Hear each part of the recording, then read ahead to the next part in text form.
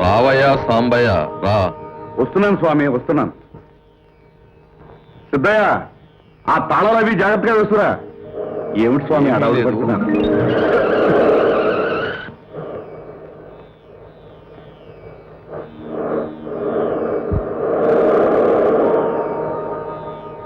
ఎవడయ్యా వీడు?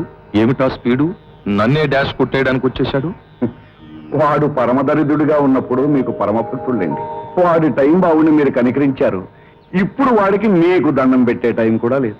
కారు దిగి దండం పెట్టే టైం వాడికి లేకపోయినా కనీసం నన్ను గుర్తుంచుకుని హలో హలో అనేసి వెళ్ళిపోతున్నాడు. నాకు అదే 10,000. అది సరే గాని నీకు 10,000 వచ్చే టైం వచ్చింది. రా వెళ్దాం.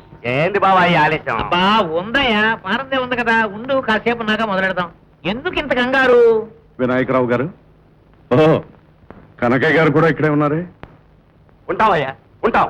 ఆ మాటకు వస్తే కంచంలో తింటాం, ఓ మంచంలో పడుకుంటాం. మంచం మీద కుదరదులే. ఏమిటయ్యా సామయ్య ఇలా వచ్చావు? శివుని తీసుకొచ్చానండి. ఎవరు? సారాగుడి సదాశివుడా? ఆహా, కాదండి, పరమశివుడు. ఓ బ్రాకెట్ కంపెనీ పరమశివుడా? రమణ రమణ రమణ. కాదండి, సాక్షాత్తు సాంబశివుడు, మన గుళ్ళో దేవుడు. గుళ్ళ దేవుడు ఊళ్ళోకి రావడం ఏమిటయ్యా? నీకేమైనా మరిగిన పోయినేమిటే? కొంప తీసి తవ్వుకొచ్చావా ఏంది? కాదండి స్వామి, వీరు నన్ను నమ్మడం లేదు. మీరు లోపలికి దయచేయండి.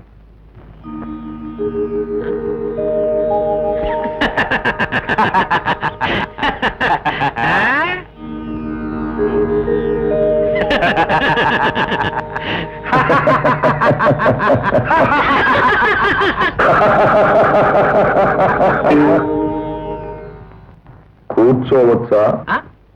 మాగట పోనీ బావా, ఈడెవడో గాని మా బాగా సూటాడు పగటేసుకానికి. కుతు కుతు కుతు కుతు కుతు కుతు. పగటి వేషం కాదండి, సాక్షాత్తు.